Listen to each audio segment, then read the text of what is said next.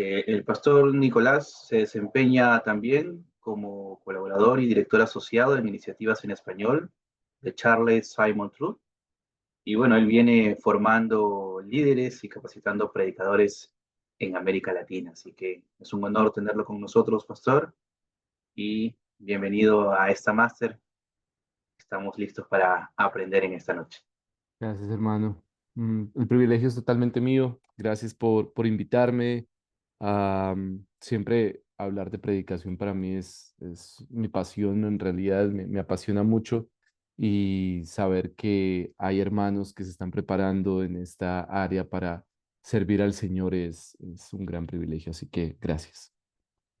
Am, ok, pues creo que entonces vamos a comenzar. Permítanme orar, pedirle al Señor que guíe esta clase y que nos ayude a realmente tener la convicción de la importancia de la predicación. Oremos. Nuestro buen Dios y Padre Celestial, gracias, Señor. Gracias por tu palabra. Gracias por darnos tu palabra, porque a través de ella creaste todas las cosas. Por tu palabra formaste el cielo y la tierra y todo lo que en él hay. Am, pero además por tu palabra levantaste un pueblo para liberarlo, perdonar sus pecados y salvarlo. Por tu palabra, Señor, es que somos finalmente salvos porque tu palabra se hizo hombre y vino a esta tierra a morir por nosotros. Por tu palabra somos salvos porque finalmente por ella es que ah, creemos y tu espíritu obra en nosotros a través de tu palabra y por eso te damos gracias. Gracias por proveernos tu palabra. Pero además es asombroso pensar que tenemos el privilegio de predicar tu palabra y de comunicar tu palabra a quienes nunca la han escuchado o a quienes no la entienden bien o a quienes simplemente la necesitan para crecer espiritualmente. Y por eso, Padre, gracias, porque el privilegio es doble. No solamente somos tus hijos gracias a tu palabra, sino además somos predicadores de tu palabra y te ruego, Padre, que los hermanos que están en esta clase y que se están preparando para predicar o quienes ya están predicando tu palabra constantemente a tu pueblo, los capacites, los respaldes, los bendigas, los uses y les permitas cada vez más crecer para presentarse ante ti como obreros aprobados que usan bien la palabra de verdad. Te damos gracias y te ruego que uses este tiempo para tu gloria y para nuestro bien. En el nombre de nuestro Señor Jesucristo. Amén. Bueno, Amén. hermanos. Sí, pastor, perdón, Sí, solo Diego. para precisar, hermanos, si va a haber alguna participación o pregunta en el desarrollo del programa, pueden ir escribiendo en el chat para luego elevar las preguntas al pastor y ir aclarándolas una por una. Y también vamos a seleccionar algunas que no sean repetitivas, con la finalidad pues, de que no respondamos lo mismo varias veces. ¿Sí? Esas son las precisiones. Ahora sí, adelante. Bien, excelente. Gracias. Bien, mi objetivo en esta primera clase hoy es darles un panorama general, un poco, profundizar un poquito, pero realmente va a ser muy poco lo que vamos a profundizar en cada parte de ese panorama, porque la idea es mostrarles un camino de preparación general para un sermón expositivo. Mañana entraremos un poco más profundo en un aspecto de esa parte, de ese camino de preparación. Entonces, para que lo tengan presente, lo que vamos a hacer hoy es un panorama general y mañana vamos a hacer como un zoom a una parte específica de ese camino de preparación. Pero para iniciar, quisiera que pensemos por un momento en lo siguiente. Bueno, permítanme, voy a compartir pantalla. Am, y así ustedes pueden ver como una pizarra que tengo acá para que vayan viendo eh, el desarrollo de la clase. Em, bien, quiero comenzar mostrándoles un par de imágenes. Miren estas dos imágenes. Piensen por un momento en cuál es el problema con esas imágenes. Am, Claramente hay un error en esas imágenes, ¿no? En la primera tal vez es más evidente, la segunda no sé si para todos sea suficientemente evidente, pero pues esto es como una pareja en la época victoriana tal vez, ¿no? En la época en Inglaterra, en 1800, 1900, 1800, 1700, perdón, siglo XIX. Pero el problema es que tienen una Mac en su mano. Por supuesto, eso es un error. Em, en esta segunda imagen tenemos algo parecido. Tenemos a nuestro Señor Jesús crucificado, una imagen del Evangelio, pero tenemos a un hombre en un caballo y con una armadura que parece un poco más medieval enfrente de la cruz de Jesús, lo cual es un error, ¿no? La pregunta es, ¿cómo llamamos a ese error? ¿Cuál es el error o qué nombre recibe el error que están viendo en esas imágenes? Bueno, el error es el anacronismo. El anacronismo es básicamente no tener en cuenta el tiempo apropiado, el tiempo correcto, ¿no? Entonces, imponemos un tiempo sobre otro tiempo. Interpretamos una idea a la luz de un tiempo que no es correcto de acuerdo a esa idea o al tiempo de esa idea. Am, y entonces caemos en el error del anacronismo. Claramente, este hombre medieval no era lógico que estuviera enfrente de la cruz de Jesús. Y puede que pasara mucho con el arte medieval, que trataban de imponer su tiempo al tiempo de nuestro Señor Jesucristo. Pero en realidad el tema y el problema es que ese error es muy común en la predicación. ¿Saben por qué? Porque normalmente lo que tenemos es que los predicadores tienen un texto bíblico y tienen su audiencia, la audiencia del predicador, es decir, mi audiencia, y lo que trata de hacer el predicador es saltar rápidamente a la audiencia, es decir, lee el texto y ya está pensando en términos de su propia audiencia.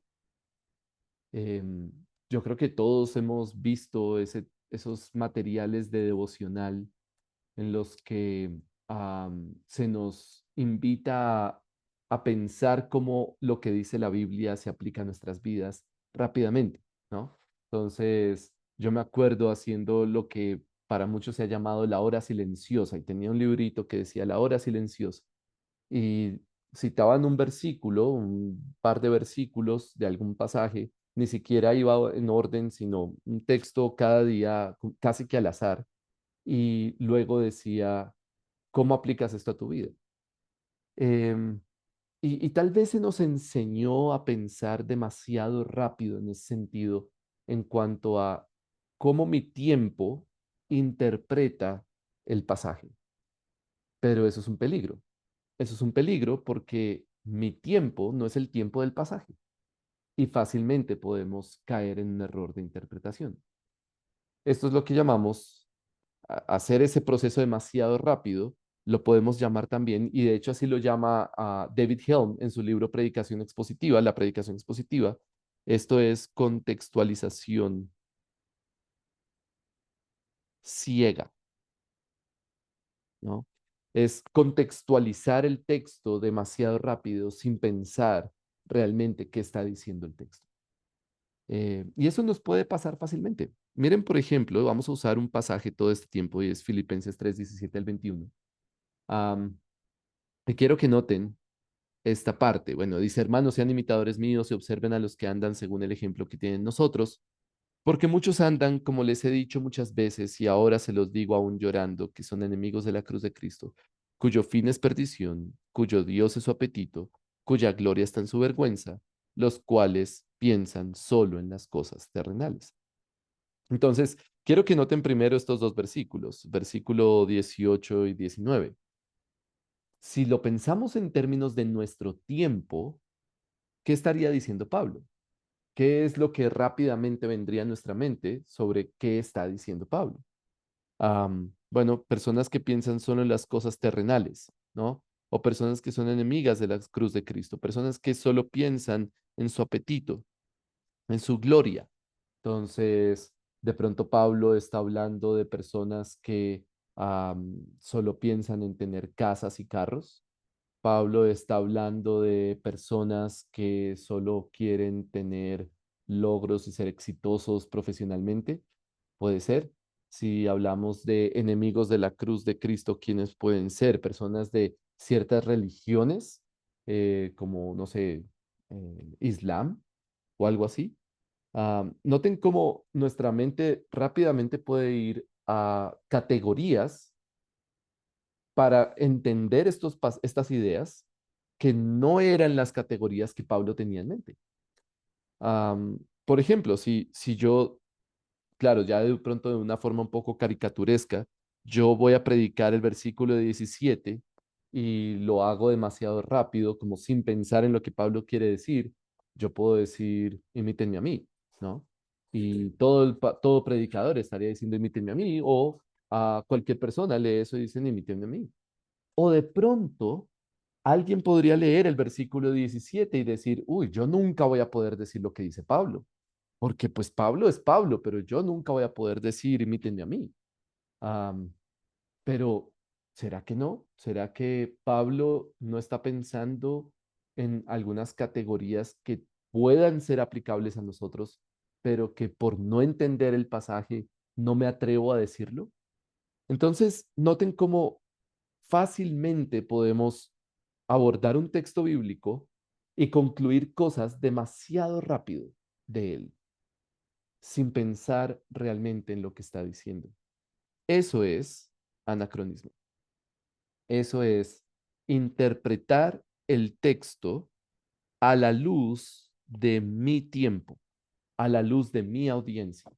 Casi que imponer. Lo que estamos haciendo aquí es imponer mi audiencia, mi tiempo, mi situación, mi contexto a el tiempo o al mensaje del texto bíblico.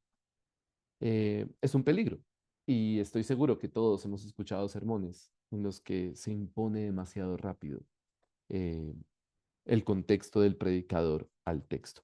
Entonces la pregunta es, ¿qué podemos hacer al respecto? ¿Cómo podemos cuidarnos de esa contextualización ciega? ¿Cómo podemos evitar el anacronismo al estudiar la Biblia? ¿Cómo podemos evitar imponer nuestro contexto al texto?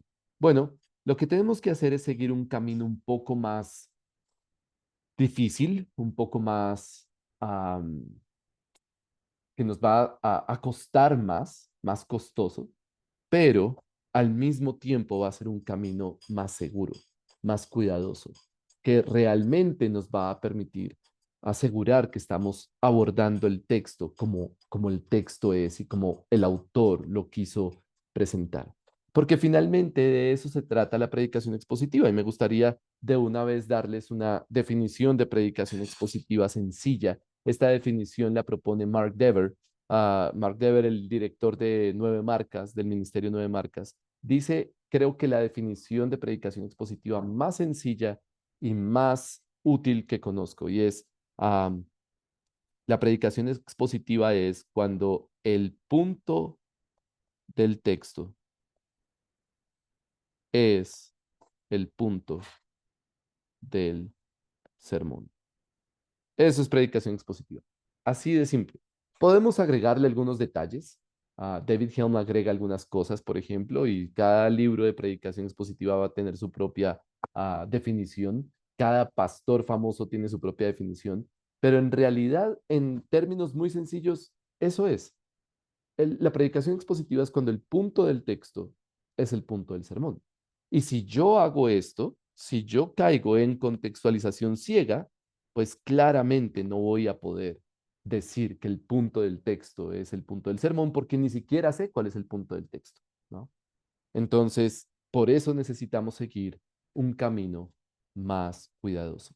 Ese camino más cuidadoso lo propuso Edmund Clowney. De pronto ustedes han leído algún libro de Edmund Clowney, El misterio revelado y varios de ese tipo de teología bíblica, tipología y todo esto.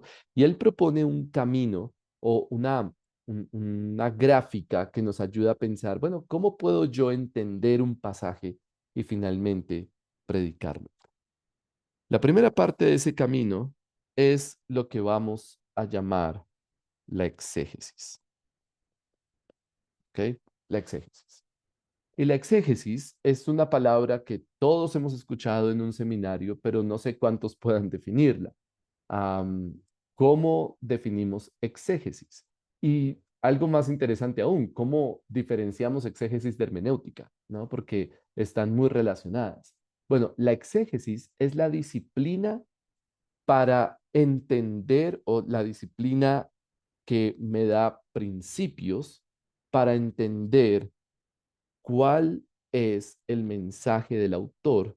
Pero aquí está lo interesante y aquí está lo específico de la exégesis, es que me ayuda a extraer, eso es el punto de la exégesis, extraer el significado del texto mismo, ¿ok? Entonces, piensen como en una caja. Tenemos una caja, ¿ok? Y en esa caja, entonces, tenemos algo aquí, un juguete, un elemento. Exégesis es sacar ese elemento de la caja. Estoy en el texto y trato del texto mismo sacar cosas. No estoy imponiendo, que es la otra forma. No estoy imponiendo, no estoy metiendo nada a la caja, sino que estoy extrayendo de la caja. La hermenéutica me da principios para estudiar un pasaje, me da principios para interpretar un pasaje, pero la exégesis es mucho más cuidadosa de asegurarse de extraer el significado del texto mismo, porque la exégesis solo piensa en lo que el autor quiso decir. Entonces, no, con la exégesis vamos a evitar imponer cosas. Con la exégesis vamos a evitar traer al texto cosas que no son del texto. Vamos a quedarnos en el texto mismo y vamos a extraer del texto su significado. Entonces, eso es la disciplina de la exégesis y por eso es tan útil, porque si yo quiero entender el punto del texto, necesito hacer exégesis. Ahora, ¿cómo se hace exégesis? Bueno, primero pensemos en el propósito. El propósito es entender, como ya lo dijimos, el significado del texto a la luz del autor y de la primera audiencia. Es decir, ¿qué quiso decir ese texto para ellos entonces? ¿Qué quiso decir ese texto para la audiencia original en su tiempo, en su contexto y finalmente lo que el autor estaba tratando de decir? Por supuesto, es muy complicado, ¿no? Es muy difícil pensar en que de una manera 100% concreta y objetiva estamos diciendo esto es lo que quiso decir el autor, como si pudiéramos meternos en la cabeza del autor. Pues no, no podemos hacerlo. Entonces necesitamos aplicar herramientas y principios que nos ayuden al máximo a meternos en la cabeza del autor. Sabemos que no podemos hacerlo al 100%, pero podemos tratar de entender con mucha precisión, con la mayor precisión posible, lo que el autor quiso decir, para entonces entender el significado del pasaje y llegar al punto del texto, ¿no? ¿Qué es lo que el autor quiere decir? Esto me parece sumamente importante, porque si, si la predicación expositiva es que el punto del texto es el punto del sermón, entonces, no cualquier idea del texto puede ser la idea de mi predicación. Miren, por ejemplo, este pasaje otra vez. Aquí tenemos la idea de sean imitadores pero también tenemos la idea de los enemigos de la cruz de Cristo, tenemos la idea de nuestra ciudadanía está en los cielos, eh, Jesús es el Salvador, ¿no? Jesús va a transformar nuestro cuerpo, Jesús va a sujetar todas las cosas al mismo. Hay muchas ideas acá. La pregunta es, ¿cuál de ellas va a ser el punto de mi sermón? Yo voy a hablar de los enemigos de la cruz, voy a hablar de falsas enseñanzas, voy a hablar de falsos maestros a lo largo de la historia de la iglesia y en nuestras propias iglesias, o voy a hablar del ejemplo de los pastores, y los pastores deberían ser ejemplo y los pastores deberían modelar lo que es una vida cristiana y todo esto, o debería hablar del regreso de nuestro Señor Jesús, ¿no? Debería hablar de nuestra ciudadanía celestial. Voy a hacer un sermón escatológico. ¿Cuál va a ser el punto del sermón? Bueno, justamente para eso es la exégesis, para determinar qué es lo que el apóstol Pablo realmente quiso decir acá. Y con la exégesis vamos a poder asegurar que estamos yendo por el camino más objetivo, más seguro. Entonces, ¿qué herramientas vamos a usar en la exégesis? Permítanme borrar la definición de predicación expositiva y vamos a usar, voy a hablarles de dos herramientas principales. Sé que puede haber algunas variaciones aquí, algunos elementos que nos permitan profundizar, pero fundamentalmente estas son las dos herramientas más importantes y más útiles en la exégesis, que son la estructura del pasaje, porque la estructura me ayuda a entender énfasis, y el contexto, ¿ok? Y es, digámoslo así, es obvio o tiene sentido, porque si yo quiero entender lo que el texto significó para la primera audiencia, pues tengo que entender el contexto. No puedo pensar que entiendo el pasaje sin entender el contexto, sin entender qué está pasando con el autor, con la primera audiencia, ¿no? Con ellos entonces. Si yo quiero tratar de entender la mente del autor, lo mejor que puedo hacer es entender bien sus palabras, porque finalmente es la manera en la que el autor se expresó. Yo no tengo un video, yo no tengo una canción, no tengo una grabación para que entender qué quiso decir el autor. Yo tengo sus palabras. Entonces, prestarle atención a las palabras que él usó es fundamental para poder entender lo que quiso decir y entender la lógica que él plasmó en su texto. Entonces, para eso está la estructura. Eso es justamente la estructura, es entender el orden, la idea gramatical del pasaje. Bien, entonces, ¿qué pasa con otros elementos que podemos agregar? Por ejemplo, a esto le podemos agregar idiomas originales.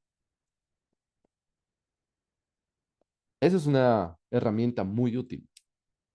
¿Por qué? Porque eso nos ayuda a cortar la distancia. Esto es como que aquí está Pablo, aquí estoy yo y aquí hay un río, ¿no? Y lo que yo estoy tratando de hacer es construir un puente entre Pablo y yo. Bueno, si yo entiendo lo que Pablo quiso decir porque presto atención a las palabras que usó, pues ya logré construir una parte de ese puente. Si yo entiendo el contexto de Pablo y el tiempo de Pablo, voy a evitar esto, ¿no? Voy a evitar el anacronismo y entonces estoy construyendo mejor ese puente. Y por supuesto, si yo entiendo el lenguaje de Pablo, si yo hablo griego o leo en griego, porque finalmente ese idioma está muerto tal como lo hablaba Pablo, el griego koiné, pero si yo lo puedo leer, yo lo puedo entender, yo puedo hacer exégesis en griego, obviamente voy a entender mejor, ¿no? Sin embargo, presten mucha atención a este punto porque me parece muy importante resaltar. Estoy convencido de que aun cuando no tengamos los idiomas originales, aún podemos predicar con fidelidad la palabra. ¿Por qué? Porque gracias a Dios, y de acuerdo a Efesios capítulo 4, el Señor ha levantado maestros a lo largo de la historia que nos han permitido tener nuestras Biblias en nuestro idioma, tener la Biblia en nuestro idioma y no traducida de una manera descuidada, sino realmente tener eruditos que han trabajado fuertemente sobre hombros de gigantes para poder tener la Biblia de la manera más precisa posible en nuestro idioma.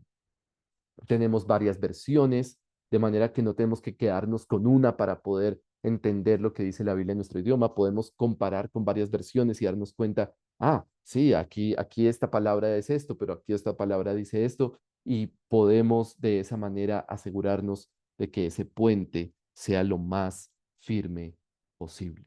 Bien, entonces, con estas dos herramientas, vamos a poder entender lo que el autor quiso decir de la forma más clara posible.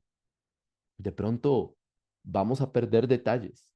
Seguramente habrá personas más experimentadas, mejor capacitadas y más inteligentes que nosotros que van a entender más, pero no significa que no podamos nosotros mismos entender.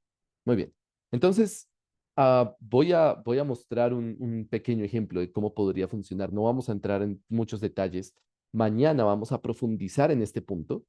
Bien, vamos a profundizar un poco más en lo que es la estructura, en lo que es el contexto, para llegar al argumento del autor o a la primera audiencia. Entonces voy a mostrarles algo que nos puede ayudar. Pero antes, quiero saber si ya hay una pregunta. No sé, Diego, si paramos, vamos parando y vamos reconociendo las preguntas o al final. A ver, vamos con una como para interactuar un poco. Aquí Charlie Coral consulta, ¿no? Si la exégesis es la extracción de ideas del escritor bíblico, ¿cómo se le llamaría a la acción de introducir ideas? Muy bien. Buena pregunta. Yo creo que asumí que de pronto lo sabían. La exégesis es diferente o es lo contrario a la eisegesis. La eisegesis es justamente la mala práctica de imponer al texto, ¿no? Que es lo mismo que la contextualización ciega. Entonces, noten que aquí estamos hablando de tres términos que son sinónimos. Anacronismo es imponer, anacronismo es imponer mi tiempo al tiempo del texto. Contextualización ciega es justamente lo mismo, contextualizar el texto de acuerdo a mis categorías sin pensar en lo que el autor quiso decir. Y luego está lo que llamamos la eisegesis, que es imponer. Es el antónimo de exégesis. Si exégesis es extraer, eisegesis es imponer. ¿Bien? Entonces, sí. ¿Y algo más, Diego? Sí, aquí tenemos otra pregunta de Luis Bejar. Dice, ¿la hermenéutica es como teórica y la exégesis sería a la práctica? Puede ser, porque definitivamente la exégesis sí usa principios de la hermenéutica, pero es que la hermenéutica se queda solo en los principios, ¿no? Entonces, y justamente es lo que está diciendo el hermano. Entonces, la hermenéutica nos da, ok, vamos a observar, vamos a mirar el contexto, vamos a leer bien, vamos a qué principios de hermenéutica hay. eh, Empezamos a hacer una lista y eso es lo que normalmente uno estudia cuando estudia hermenéuticas. Tantos principios. Yo me acuerdo mucho de un autor, Hendrickson creo que es, que plantea la idea de la mano y que en cada dedo es un principio de hermenéutica. Eso está muy bien. El problema es, o no es un problema, es que si nos quedamos solo ahí, entonces posiblemente no vamos a lograr llegar a cómo usar todo eso para proponer un argumento del autor. Entonces, la exégesis, al tratar de extraer del texto, está llegando al punto de decir, sí, esto es lo que el autor quiso decir. No solo estoy pensando en interpretar, estoy tratando, bueno, aunque es parecido interpretación, pero estoy tratando de llegar a lo que el autor quiso decir, no para mi tiempo, que de hecho no sé si uno de los principios hermenéuticos que algunos proponen es aplicación, ¿no? Y la aplicación en este punto todavía no va. Entonces, estoy convencido de que la exégesis es mucho más cuidadosa en abordar el texto en su propio contexto, de acuerdo a lo que el autor quiso decir. Pero creo que eso es una discusión larga, pensar, y no es tan clara, pensar la diferencia entre hermenéutica y exégesis. Entonces, por eso vamos a usar la palabra exégesis para enfocarnos más en extraer el significado del pasaje. Bien. Am, ¿Algo más, Diego? ¿Alguna otra pregunta? Sí, aquí tengo otra que quizás no está muy relacionada con el tema, pero igual es Ok. interesante. Y la siguiente dice, ¿qué diferencia o cómo puedo diferenciar una carta de una epístola? ¿Son lo mismo? ¿Cuál es la diferencia? Son exactamente lo mismo. Son exactamente lo mismo. Ahora, por lo menos en la categoría bíblica, ¿no? No sé si de pronto haya eruditos que dirían, no, no, no, una carta es una cosa, una epístola es otra. De pronto en términos temporales, definitivamente las categorías que tenía una epístola en el tiempo de Pablo no son exactamente iguales a las categorías que tenemos hoy respecto a una carta. Em, pero desde la categoría bíblica, si nos quedamos ahí, carta y epístola es exactamente lo mismo. Romanos es una carta, es una epístola y se pueden usar intercambiablemente esas dos palabras. Muy Continuamos. bien, muy bien. Gracias. Entonces, am, vamos a aplicar este tema de la estructura, el contexto, algo muy sencillo nuevamente al pasaje que tenemos acá. Y mañana nos vamos a enfocar un poco más, vamos a profundizar un poco más en estas herramientas exegéticas. Bien, entonces miren el texto nuevamente y voy a aplicar un par de herramientas exegéticas rápidas y sencillas. Espero que puedan seguirme el hilo de pensamiento y que sea claro para todos. La primera herramienta exegética que quiero mostrarles, que es de estructura, es lo que llamamos los imperativos. Y eso es una herramienta gramatical. La gramática es muy importante en la Biblia y especialmente en el discurso, porque cuando pasamos a una narrativa, pues digamos que los detalles gramaticales tienden a perder un poco más de importancia para entrar a pensar más en la historia como tal, pero en el discurso es sumamente importante. Entonces, la gramática, entender lo que es una oración, quién es el sujeto, cuál es el verbo, cuál es el predicado, cuál es el objeto directo, cuál es el adjetivo, ¿no? Por ejemplo, si hay un adverbio, entender los adverbios es muy importante porque muchas veces confundimos un verbo principal con un adverbio. Am, y por supuesto, los modos, ¿no? Los modos de los verbos. Entonces, si es imperativo, si es indicativo, si es subjuntivo. Pero en realidad, si pensamos en los términos más básicos, porque yo sé que muchos predicadores no somos expertos en gramática, em, si pensamos en términos básicos, la, reconocer los verbos en imperativo en las cartas o en las epístolas va a ser muy, muy valioso. ¿Ok? Entonces, miren los imperativos. Aquí tenemos dos. Sean imitadores y observen. Lo interesante es que esos dos imperativos son sinónimos, porque lo que estamos diciendo es, sean imitadores míos y observen a los que andan según el ejemplo que tienen en nosotros. O sea que en realidad está diciendo lo mismo. Imítenme a mí, imiten a todos los que andan como yo o como nosotros, ¿no? Hay un ejemplo que seguir que se aplica en Pablo y se aplica en otros que andan igual que Pablo. Y lo que Pablo le dice a los filipenses es, imítenlos, imítenme a mí, imiten a otros que andan de acuerdo a este ejemplo. Bien. Entonces, aquí ya encontramos imperativos, tenemos dos imperativos, pero en realidad están diciendo lo mismo, son sinónimos. Entonces, como son imperativos sinónimos, podemos decir que hay realmente un imperativo y es imiten a Pablo, imiten a los que andan como Pablo, ¿no? Eso podría ser el imperativo. Lo interesante es que cuando Cuando encontramos un imperativo en una carta, en un pasaje de una carta, estamos encontrando fundamentalmente lo enfático, estamos encontrando lo que el autor quiere que su audiencia haga, y eso es la utilidad. El imperativo lo que comunica es lo que el autor quiere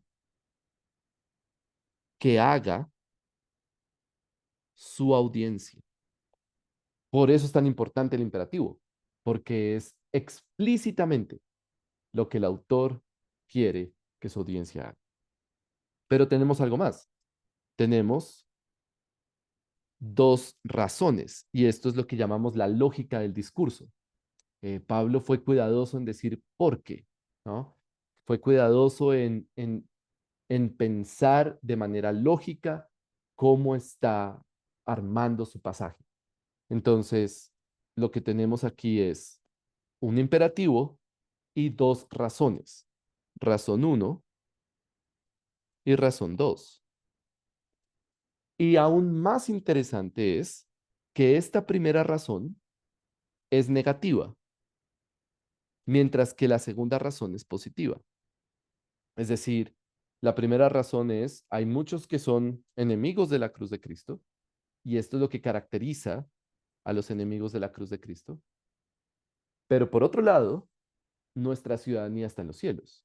Y acuérdense, la idea es imitar a los que andan conforme a este ejemplo, ¿no? Entonces, ¿cuál ejemplo? Bueno, no como este, sino como este. Tenemos, tenemos dos razones para ser imitadores de Pablo, o de los que son como Pablo. Y es porque hay enemigos de la cruz que solo piensan en lo terrenal, mientras que nosotros, dice Pablo, sabemos que nuestra ciudadanía está en los cielos, esperamos al Salvador desde los cielos, el cual transformará nuestro cuerpo conformidad a su gloria, o sea, totalmente contrario a lo terrenal. ¿Se dan cuenta? Por eso es una razón negativa, una razón positiva. Entonces, con esta estructura ya podemos pensar, lo que Pablo está diciendo y el punto de Pablo es, imiten a los que tienen esta mentalidad, imiten a los que piensan celestialmente. Y ya tenemos un énfasis. Imiten a los que piensan celestialmente. Y ese es Pablo. Imiten a los que son como Pablo, a los que piensan celestialmente. Ya tenemos una idea de hacia dónde va el pasaje. Noten lo que habíamos hablado aquí. Énfasis, énfasis. Ya tenemos un énfasis del texto. Ya nos dimos cuenta que el énfasis del pasaje no es el regreso de Jesús, aunque es parte del pasaje, pero no ese es el énfasis. Eh, no es tampoco em, simplemente sean ejemplos. Ustedes tienen que ser ejemplos de otros. No, ese no es el énfasis. De pronto alguien puede pensar, aquí el énfasis es hablar de los falsos maestros. Mi sermón va a ser sobre sectas. No, tampoco. Ese no es el énfasis, ¿no? El énfasis tiene que ver con el imperativo y tiene que ver con la razón positiva. Sean imitadores de los que piensan celestialmente o de los que tienen su mente puesta en lo celestial. Am, bien, entonces ya tenemos una idea. Ahora podemos pensar rápidamente en el contexto. Yo solo voy a darles una idea de contexto, porque hace un momento les dije, de pronto Pablo está pensando en términos muy similares a los nuestros, ¿no? El que tiene muchas casas, el que tiene muchas posesiones, el que solo piensa terrenalmente, es aquel que solo piensa en el dinero. ¿Será que ese es el punto de Pablo? Bueno, el contexto nos puede ayudar, porque si ustedes miran el contexto, si miran un poco atrás, Filipenses, abran sus Biblias ahí en Filipenses capítulo 3, versículo 1, en los primeros versículos, de hecho, am, Pablo dice, por lo demás, hermanos míos, regocíjense en el Señor. A mí no me es molesto escribirles otra vez lo mismo y para ustedes es motivo de seguridad. Cuídense de esos perros. ¿no? Entonces, bueno, ok, ya le puso otro nombre a estos enemigos de la cruz, les dice perros. Cuídense de los malos obreros. Ok, los enemigos de la cruz son malos obreros. Cuídense de la falsa circuncisión. Entonces, el contexto ya me empieza a dar una idea de quiénes son esos enemigos de la cruz. Los enemigos de la cruz no está hablando de musulmanes. Los enemigos de la cruz no está hablando Pablo de sectas que conocemos hoy, ¿no? Está hablando de los que quieren circuncidar a los creyentes, diciéndoles que si no se circuncidan no son salvos. Y por eso el versículo 3 de Filipenses 3 dice, porque nosotros somos la verdadera circuncisión, que adoramos en el Espíritu de Dios y nos gloriamos en Cristo Jesús, no poniendo la confianza en la carne. Claro, estas personas ponen su confianza en la carne, en lo terrenal. Si yo estoy circuncidado, yo soy salvo. Si yo soy circuncidado, entonces yo soy un verdadero hijo de Dios. Y Pablo está diciendo, no, no. Imiten a los que piensan celestialmente. Entonces, ahora ya tenemos una idea mucho más clara, y eso que noten que solo hemos visto 3 versículos del contexto, una idea mucho más clara de lo que Pablo está queriendo decir. Bien, eso es cómo llegamos a la primera audiencia.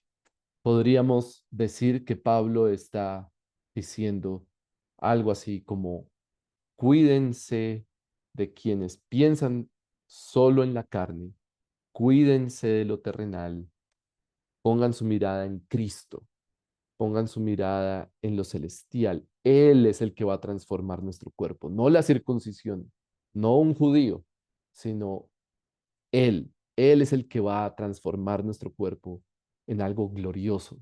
Así que imiten a los que tienen su mirada puesta o su esperanza puesta en Jesucristo y no en la circuncisión, ¿no?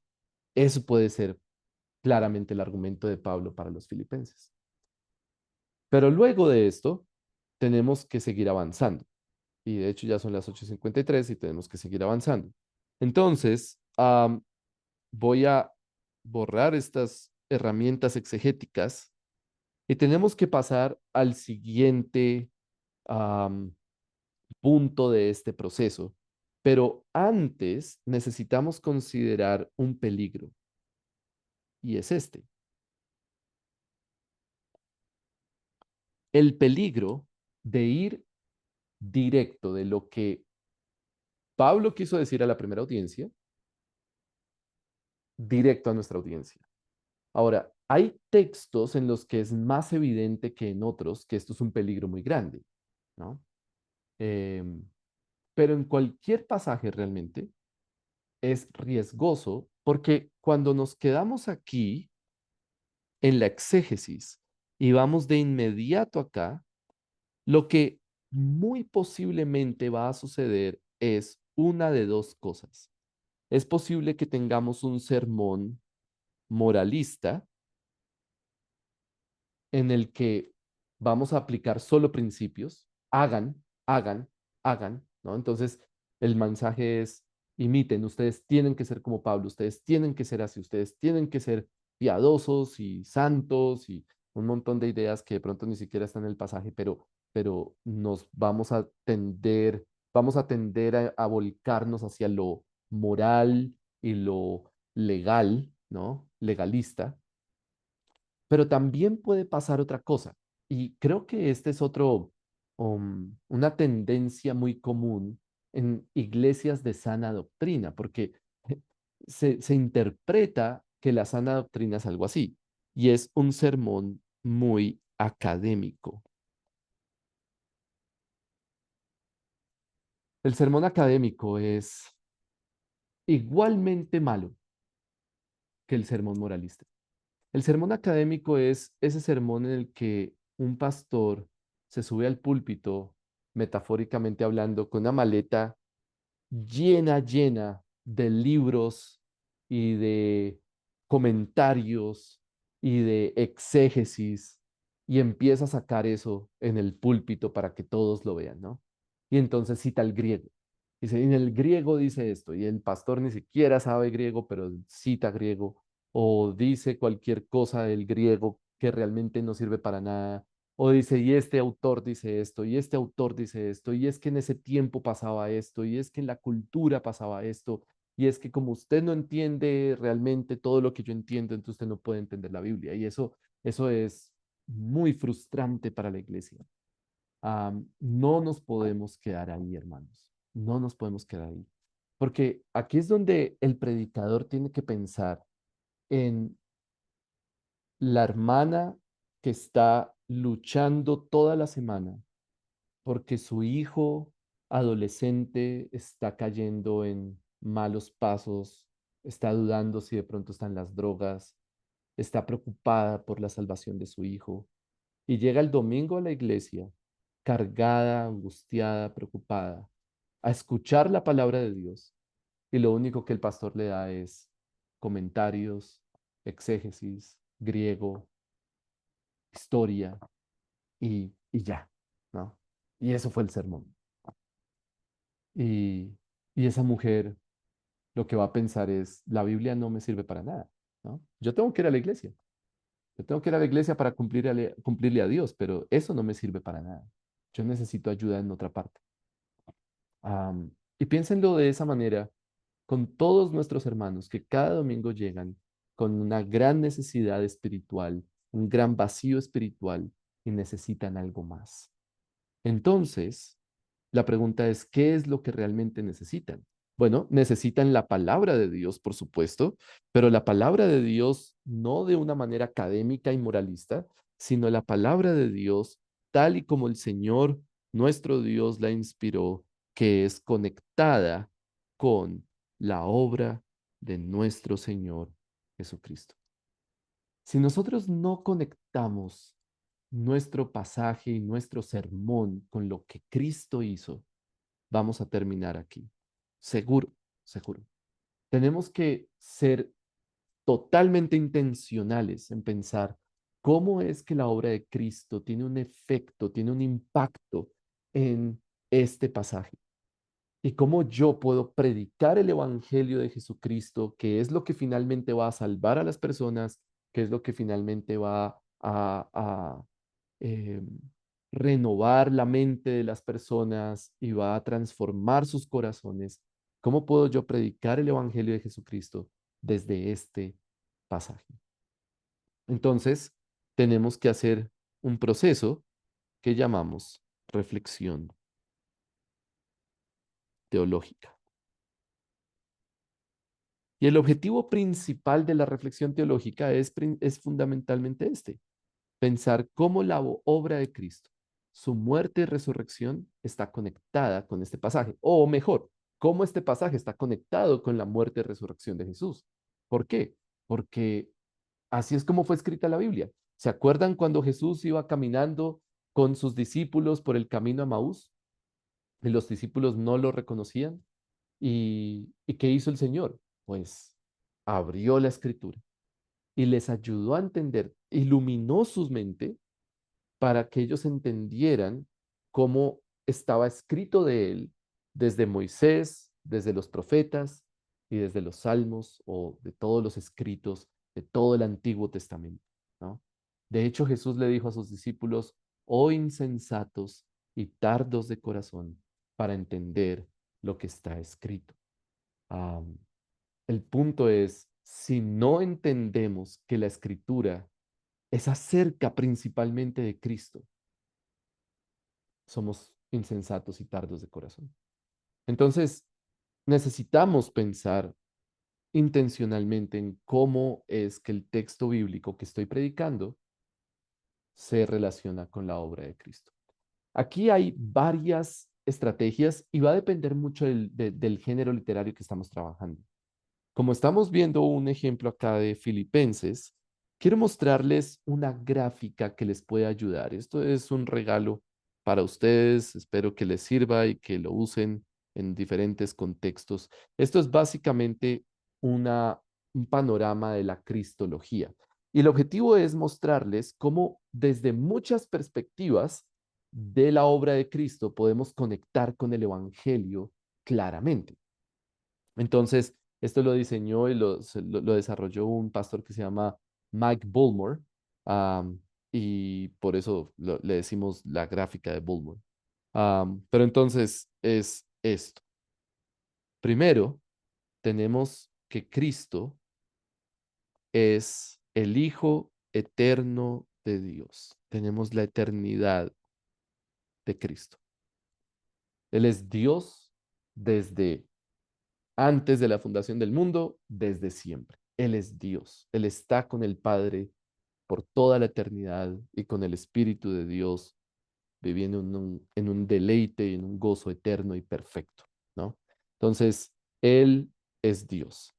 Pero, ¿qué pasó con el Hijo? ¿Qué pasó con la segunda persona de la Trinidad? Bueno, se hizo carne. Y entonces tenemos la encarnación. Y cuando se hizo carne, vivió una vida perfecta.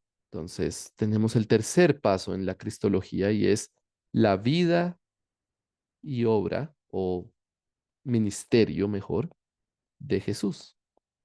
Su vida perfecta, una vida justa, un ministerio de milagros, cumpliendo las profecías y todo esto. Pero un día Jesús murió, la muerte de Cristo. Y eso es el cuarto paso. Jesús murió y de acuerdo a 1 Corintios 15, que debería ser parte importante para nosotros de la obra de Cristo, es que Él fue sepultado conforme a las Escrituras. Y luego, al tercer día glorioso, resucitó de entre los muertos. Entonces el tercer paso es la resurrección. Y luego de 40 días, ¿qué hizo nuestro Señor Jesucristo?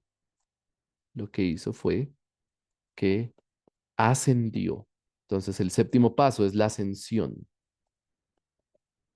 Ascendió. ¿Y qué hizo nuestro Señor Jesucristo en el momento en que ascendió? ¿Qué fue lo primero que hizo cuando llegó a la presencia de Dios? Pues hermanos, lo que hizo fue que se sentó. Se sentó a reinar. Se sentó a la diestra del Padre como el Mesías, como el Rey, como el verdadero Hijo de Dios a quien le fue entregado toda autoridad sobre el cielo y sobre la tierra, ¿no? La tierra es el estrado de sus pies ahora. Él es el Mesías. Pero un día, nuestro Señor Jesús va a regresar. Regreso. Y yo sé, aquí es donde todos sacan las espadas y empiezan a pelear a ver cómo va a ser eso. No importa. Lo que importa es que va a regresar. ¿Y qué va a hacer cuando va a regresar? Lo que va a hacer es restaurar. La restauración de todas las cosas. Porque Él va a crear cielos nuevos y tierra nueva. Y entonces vamos a vivir con Él, a reinar con Él, de hecho, en la eternidad futura. ¿Ok? Entonces, esa es la obra de Cristo. Su eternidad pasada, su encarnación, su vida, su muerte, su sepultura, su resurrección, su ascensión, su gobierno a la diestra del Padre, su regreso, la restauración y la eternidad futura. Ahora, aquí está lo interesante. Si tomamos un balde de agua, supongamos que aquí tenemos un balde, ¿ok? Y derramamos agua en esta gráfica, ¿dónde se va a llenar primero? ¿Dónde va a llenarse, dónde va a caer el agua primero, principalmente en esta gráfica? Bueno, se va a llenar primero aquí. ¿Por qué? Porque esto, hermanos, es el Evangelio fundamentalmente, la muerte y resurrección de nuestro Señor Jesucristo. Eso es el Evangelio. El Evangelio es la buena noticia de que el Hijo de Dios murió y resucitó. Fundamentalmente es el Evangelio. Pero a medida que vamos llenando esta gráfica de agua, en algún punto el agua va a tocar todos estos aspectos. Mm. Porque aunque el Evangelio es fundamentalmente la muerte y resurrección de Jesús, finalmente estos elementos, todos estos eventos están conectados a la muerte y resurrección de nuestro Señor Jesucristo. Entonces, con esta gráfica, nosotros podemos identificar nuestro pasaje, cómo está conectado con el Evangelio. Esta gráfica es muy útil para identificar cuando el Evangelio está explícito. Evangelio explícito, porque no todos los pasajes de la Biblia tienen el Evangelio explícito. Por ejemplo, en el Antiguo Testamento es más complejo conectar con el Evangelio. Pero en un pasaje como Filipenses, el Evangelio puede estar más explícito. Sin embargo, noten que aquí no habla de la muerte y resurrección de Jesús, ¿no? Aquí no dice que Jesús murió. Aquí no dice que Jesús resucitó. Lo más cercano es de pronto la cruz de Cristo, pero lo que está hablando es que son enemigos de la cruz. Entonces, no nos está diciendo que Jesús murió por nuestros pecados y todo eso. El Evangelio como tal, la muerte y resurrección de Jesús no está en este pasaje de manera explícita, pero sí está ¿qué? ¿De qué sí está hablando Pablo? Bueno, está hablando de el regreso. Él transformará. Estamos esperando el día que Él regrese, ¿no? Va a transformar nuestro cuerpo eh, por el ejercicio del poder que tiene aún para sujetar todas las cosas a Él mismo. Nuestra ciudadanía está en los cielos, de donde ansiosamente esperamos a un Salvador. Entonces está hablando del regreso de nuestro Señor Jesucristo. Entonces, en esta gráfica, ¿en dónde está eso? Bueno, en esta gráfica está acá. De esto está hablando este pasaje, pero, pero eso está conectado con la muerte de, y resurrección de nuestro Señor Jesucristo. Básicamente podríamos preguntar, ¿por qué podemos estar tan seguros de que Jesús va a volver? ¿Cuál es la razón y el fundamento por qué estamos convencidos de que Cristo va a regresar? Bueno, estamos convencidos de que Cristo va a regresar porque resucitó de entre los muertos. Y su resurrección es la seguridad de su regreso. Lo que deberíamos preguntarnos no es, o mejor, lo maravilloso no es que va a regresar. Eso es lo lógico. Lo maravilloso es que resucitó de entre los muertos. Y esa es la base de nuestra fe. Entonces, noten cómo estoy predicando el Evangelio, estoy hablando del Evangelio y estoy proclamando el Evangelio en mi sermón a través de este pasaje. ¿Qué significa ser una persona que tiene su mente puesta en lo celestial, ¿no? En los cielos? ¿Qué significa imitar a Pablo? ¿Qué es tener la mente puesta en lo celestial? Bueno, es tener la esperanza de que Él va a volver. Eh, y esa esperanza se basa en su obra pasada, en su muerte y resurrección. Entonces es un perfecto momento para que yo predique el Evangelio, para que yo hable de Cristo y todo lo enfoque en Él, sin necesidad de volverme moralista, sin volver mi sermón académico y sin finalmente dejar de pensar en lo que realmente la gente necesita, que es el Evangelio de Jesucristo. Entonces, eso es reflexión teológica. Nuevamente, esto es solo una forma, evangelio explícito, también lo llamamos simple observación. Cuando el evangelio está ahí en explícito, simplemente tenemos que observar. Hay más herramientas para reflexionar teológicamente, muchas más. Las conocemos como teología bíblica, teología sistemática, tipología, podemos hablar de cumplimientos proféticos, bueno, muchas herramientas que podemos usar y cada texto nos va a decir qué herramienta va a ser más útil, ¿no? En este caso, el Evangelio está explícito. Ok, hagamos un alto ahí. Diego, ¿habrá alguna pregunta sobre esto que hemos dicho? Sí, claro. Bueno, aquí hay una pregunta. básicamente sobre el autor. Ujú. ¿Podría repetir el nombre del autor que hizo el gráfico? Este gráfico se lo inventó un pastor que se llama Mike Bullmore. Él es un pastor que está vivo en este momento. Ah, Mike Bullmore. Em, de hecho, es maestro en el curso de Chicago en predicación de Simeon Trust. Am, y aparte de eso, él es pastor en la denominación que se llama Gracia Soberana. De pronto, alguno ha escuchado de Gracia Soberana. Él es pastor en esa denominación, así que él enseña mucho sobre eso. Él tiene él enseña bastante sobre algo que él denomina la utilidad funcional del evangelio, algo así. La utilidad funcional o sí, algo así es que lo llama, la utilidad funcional del evangelio. Y él se ha enfocado mucho en eso, en mostrar cómo el evangelio es práctico y es útil. Entonces, si encuentran algo de él, es muy buen maestro. ¿Otra Perfecto. pregunta? Sí, aquí hay otra pregunta. Como predicador, ¿cómo me puedo dar cuenta que estoy realizando una prédica moralista? Bien, siempre tenemos que hacernos las preguntas. ¿Cristo es el centro de mi predicación? Cuando Pablo hablaba de su predicación, él decía, yo proclamo a Cristo, ¿no? Mi predicación es Cristo y este crucificado. ¿Significa que Pablo solo hablaba el Evangelio? No, no necesariamente. Él usaba textos del Antiguo Testamento y lo vemos en sus cartas. Pero lo que sí hacía Pablo es que su tema central era Cristo. Entonces, podemos recordar 1 Corintios 2. Yo no vine a ustedes con sabiduría, con filosofía, con huecas sutilezas, ¿no? Yo vine a ustedes con Cristo, con el Evangelio, con la palabra de Cristo crucificado, con el poder del Espíritu Santo.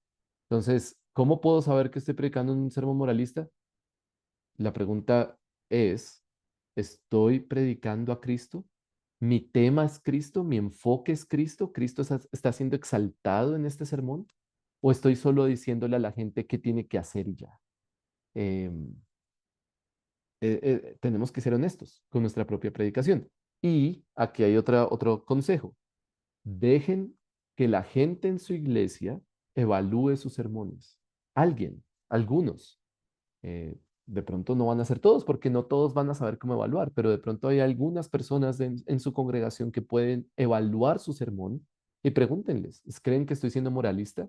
¿Creen que prediqué a Cristo? ¿Creen que fui justo con el centro del evangelio en mi sermón? Eh, ¿O me quedé muy en lo humano y en lo moral? Hagan preguntas y dejen que otros los evalúen. Perfecto, buena recomendación. Aquí hay otra pregunta de James García y dice, ¿por qué en la actualidad se predica de manera moralista y académica? ¿Es más fácil o a qué se debe? Sí, pues yo creo que puede haber varias razones para que una persona termine predicando de una forma académica y moralista.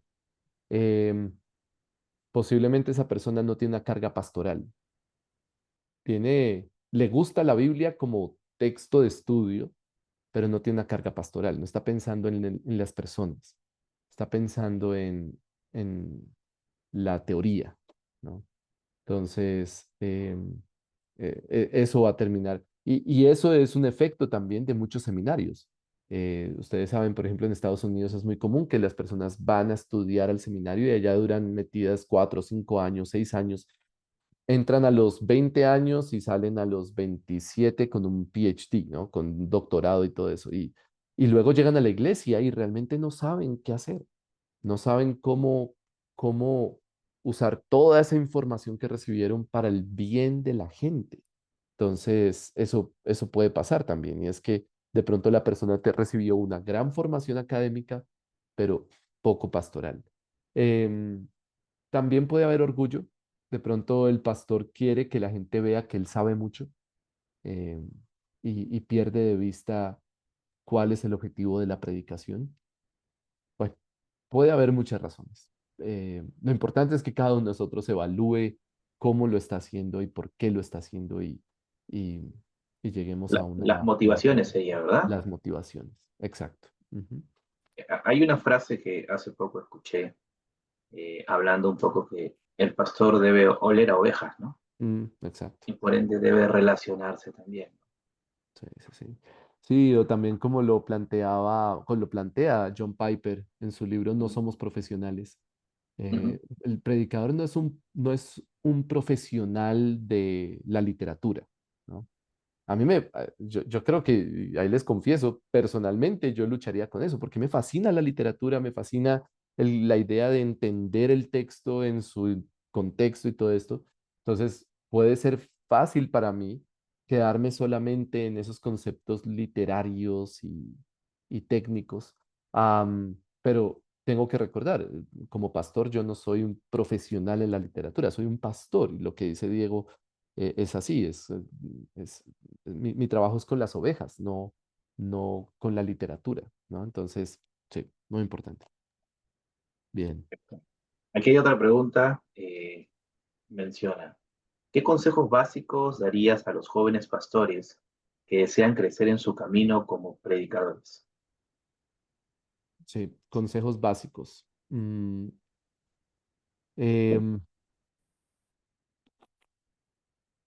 a ver, lo primero sería, tal vez, justamente como lo estaba mencionando hace un momento, toda la teología que leen en los libros y que estudian en los seminarios necesita ser filtrada para el pueblo de Dios. Es decir, necesitan, así como uno, cuando uno tiene un bebé, ¿no? Y el bebé pues no puede comerse el pedazo de carne. Tenemos que licuarlo, tenemos que hacerlo papilla, tenemos que darlo de una manera que sea útil para él. Entonces, toda la teología que ustedes han recibido y que leen y que tienen en su mente, posiblemente solo un pequeño porcentaje de eso es lo que va a ser útil para la gente. Em, Así que vamos a tener que aprender a seleccionar todo lo que estudiamos. No todo lo que estudiamos va a ser útil en el púlpito. Voy a tener que empezar a, a cortar, pero no cortar como si fuera malo. No, esa teología es buena, ese estudio es bueno, pero la pregunta es qué es útil para la gente, ¿no? Entonces, piensen en las personas, piensen en las necesidades de las personas. Yo tenía un maestro de predicación que me decía, siempre imagínense a un joven de 16 años allá atrás de la última fila del auditorio gritando, ¿y a mí qué me importa? ¿Y a mí qué me importa? ¿No? Porque eso le vamos a hablar a personas de carne y hueso que tienen problemas reales, que de pronto están luchando con si creen o no creen, personas que de pronto son incrédulas en nuestra audiencia y de nada les va a servir hablarles solo de teología y de posturas y de teoría, am, que finalmente no van a ser útiles para ellos. Entonces, sí, ese sería mi consejo. Piensen en la gente y aprendan a seleccionar lo que van a llevar al púlpito. Perfecto. Hasta aquí creo que no tenemos más preguntas, así que Bien. podemos continuar. Ok, 10 minutos para entrar a la última parte del proceso. Entonces, bueno, antes de eso, otro riesgo en el que podemos caer es saltar demasiado rápido a la teología. Y esto es también un problema muy común, que de hecho está relacionado con lo que estábamos hablando, y es muchos predicadores lo que quieren es abordar la doctrina del pasaje. Y entonces van demasiado rápido a la teología. Y yo recuerdo a un pastor muy famoso que todos queremos, me incluyo, que en un panel de discusión en una conferencia le preguntaron, ¿tú cómo armas tu sermón o cómo tú preparas tus predicaciones? Y la respuesta de él fue, yo busco la doctrina del pasaje y luego predico la doctrina. Eh, Estoy muy en contra de eso, aunque aprecio mucho a ese pastor. Pero el problema con eso es que entonces, si nos quedamos solo en la teología, es decir, aquí yo voy a hablar de el regreso de Cristo en este pasaje que estamos viendo. Y no voy a hablar de más. No voy a hablar de qué significa ser imitadores. ¿Por qué Pablo llama a imitar? ¿Yo puedo ser un imitador? ¿O alguien en mi iglesia puede ser un imitador? ¿O alguien digno de imitar? Am, ¿Por qué está mal esos enemigos de la cruz? ¿Por qué está mal pensar en lo terrenal? Bueno, muchas cosas que si yo solo me quedo hablando de la doctrina del pasaje, como este pasaje habla del regreso de Jesús, y solo voy a hablar de eso, pues voy a perder de vista muchos elementos. Entonces, esto es lo que llamamos espiritualización. Espiritualizamos el pasaje y lo dejamos solamente en teología y en el evangelio, y de pronto este predicador sí habla del evangelio y siempre habla del evangelio, pero no profundiza, no va a lo que el autor quiso decir. Entonces, en ese caso, también estamos cayendo en un error. Por eso es que este proceso tiene que seguir el camino adecuado. No puedo dejar a un lado la exégesis, pero tampoco puedo dejar a un lado la teología. Tengo que hacer un balance entre las dos cosas, ¿no? Bien. Y por último, cuando estamos en este punto, entonces ahora sí puedo ir a mi audiencia. Esto es el proceso que llamamos persuasión. ¿Y por qué persuasión? Porque lo que queremos es convencer y persuadir es convencer, no es nada malo, no es manipular. Manipular es otra cosa. Manipular es una forma de persuadir que está mal, ¿no? Pero lo que queremos es que las personas escuchen el mensaje y sean convencidas de ese mensaje. Pero para eso necesitamos también estrategias que nos ayuden a pensar cómo voy a comunicar. Aquí el punto es comunicar. ¿Y saben cuál es la ley principal para comunicar? Y esto lo dijo Agustín. Agustín de Hipona fue el que dijo que lo más importante para el predicador al comunicar es la claridad. Tenemos que ser claros, que las personas puedan seguir lo que estamos diciendo, que nuestro sermón tenga un uno, un 2, un 3, que las personas puedan darse cuenta de esa transición y que no sea como, no sé, de pronto a ustedes les ha pasado que uno va a un sermón, el predicador habla por una hora y al final uno realmente no sabe qué dijo, ¿no? Y eso es muy lamentable. Eso es muy lamentable porque tengo una hora para edificar a la iglesia con la palabra de Dios a la semana y nadie entendió qué fue lo que dije realmente. Entonces, necesitamos ciertos elementos que nos van a ayudar a ser claros. Aquí les voy a hacer una lista de esos elementos y con esto terminamos. Entonces, para ser claro en mi sermón, yo necesito primero pensar en la audiencia. ¿A quién le estoy hablando? Entonces, no solamente tengo que pensar desde el punto de vista exegético, por decirlo así, interpretar el texto, sino que también tengo que interpretar a mi audiencia. Si yo le estoy predicando a un grupo de pastores, pues voy a poder hablar de posturas teológicas más fácilmente, ¿no? Como, sí, eso es ese término, propiciación. ¿Qué significa propiciación? Pues no voy a tener que explicarlo mucho porque la gente ya sabe qué es propiciación, porque son pastores los que me están escuchando.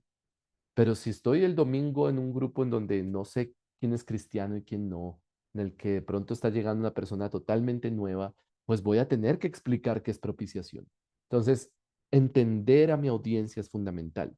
Yo no puedo hablarle a los jóvenes igual que le hablo a los pastores o igual que le hablo a un grupo de ancianos, no sé, o en otras circunstancias, ¿no? Si tengo un grupo mixto, que es lo que pasa normalmente los domingos, yo tengo que pensar en niveles de educación, yo tengo que pensar en términos de conocimiento bíblico y teológico, tengo que pensar en términos de experiencias, aquí en Bogotá, aquí en Colombia, qué está pasando. Eh, por ejemplo, si yo sé que esta semana pasó algo que es muy relevante desde el punto de vista político, bueno, es posible que eso va a ser útil para algo, para una ilustración o para una aplicación o algo así en mi sermón. Y todo eso tiene que ver con la audiencia. Luego, tenemos que desarrollar algo que lamentablemente en muy pocos sermones se escucha hoy, y es lo que llamamos el argumento. El argumento es ese mensaje puntual que yo voy a comunicar. ¿Sí? Ese mensaje específico, pocas palabras, que yo quiero que la gente recuerde y que es el mensaje de mi predicación. Por ejemplo, mi sermón del domingo pasado de ayer fue, podemos saber que Él nos escucha. Ese fue mi mensaje. Podemos saber que Él nos escucha. Y era el Salmo 5. Entonces, yo tengo en mi mente clarísimo cuál fue el mensaje y yo espero que mis hermanos también, porque yo repetí eso una y otra vez. Es decir, todo mi sermón estaba armado de tal manera que estaba argumentando esta idea. Podemos saber que Él nos escucha, ¿sí? Entonces, desarrollar un argumento, tener un mensaje puntual, concreto, claro, en pocas palabras, es muy útil. Pero además, es muy importante tener un buen arreglo. Y el arreglo es el orden de mi sermón. Por supuesto, comienzo con una introducción, paso al cuerpo y termino con una conclusión. Lo que pasa es que muchos predicadores no se sabe en dónde estamos, ¿no? Ya terminó la introducción, vamos en el punto uno, vamos en el punto dos, y dice, y para concluir, y lo dice 80 veces y no concluye, y entonces es como, ¿y dónde estamos, no? El arreglo es muy importante, la estructura del sermón. ¿Cuál es mi introducción y qué elementos debe tener esa introducción?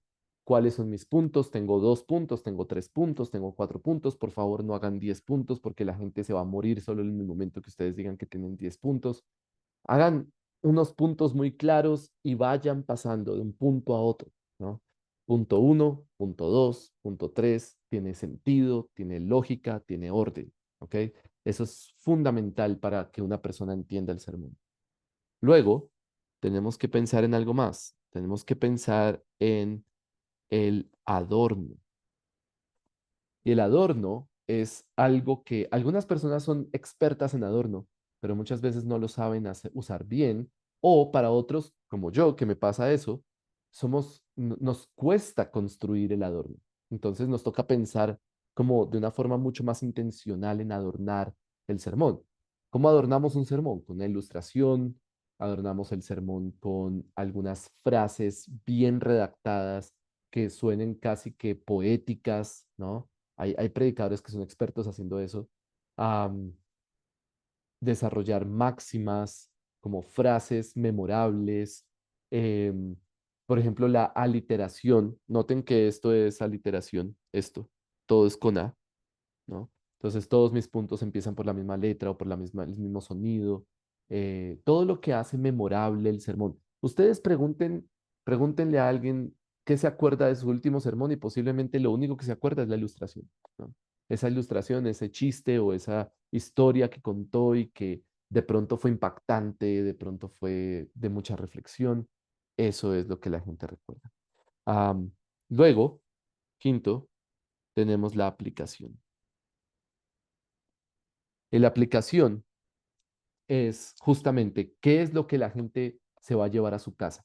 Es decir, cómo la gente va a poder usar este sermón. Ustedes tienen que pensar, bueno, todo esto que estoy diciendo, ¿cómo lo pueden usar?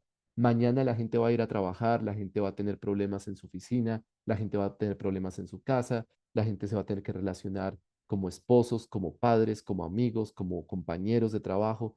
¿Cómo ellos van a usar este sermón? ¿Cómo lo pueden aplicar a su propia vida?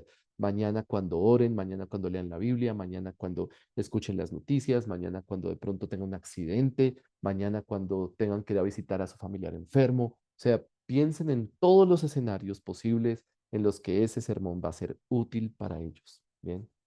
Y finalmente, y con esto termino, lo último, que es tal vez la base de todo esto para ser convincente, persuasivo en el sermón y que la gente quiera escuchar es lo que Aristóteles llamaba el etos, que nosotros podemos llamar el carácter. Nada de esto sirve sin carácter. Nadie quiere escuchar a un predicador que no vive lo que predica. La mejor forma en la que nosotros podemos ser convincentes en el púlpito es que la gente sepa que yo vivo lo que predico y que lo que predico es mi vida. Es decir, yo realmente creo esto, amo al Señor Jesucristo y vivo para su gloria. Y miren, muchas veces todo esto nos va a costar. Yo no sé tanto de teología, yo no logro tanto la exégesis, me esfuerzo, pero es difícil para mí. De pronto el sermón no está armado de la forma más perfecta posible, pero si ese predicador ama a Cristo y vive una vida que realmente lo refleja y lo glorifica, la gente va a querer escuchar. Am, Así que termino con esa idea. El carácter es fundamental para que nuestro sermón tenga un efecto, ¿no? Por supuesto, no puedo perder de vista todo esto. Todo esto depende finalmente del Espíritu Santo. Si no es por el Espíritu Santo, nada de esto va a tener ningún sentido. Nada de esto va a tener fruto. Pero nuestro carácter y todos estos elementos que podemos hacer nosotros van a ser nuestro esfuerzo para ser precisos y usar bien la palabra de verdad. Así que, pues hermanos, este es el camino de preparación. Realmente es un panorama muy por encima. Hay mucho que meditar, hay mucho que aprender, hay mucho que estudiar en cada uno de estos elementos. Em, pero finalmente, si seguimos estos pasos, vamos a poder estar tranquilos de que estamos predicando lo que el texto está diciendo y no nuestras ideas.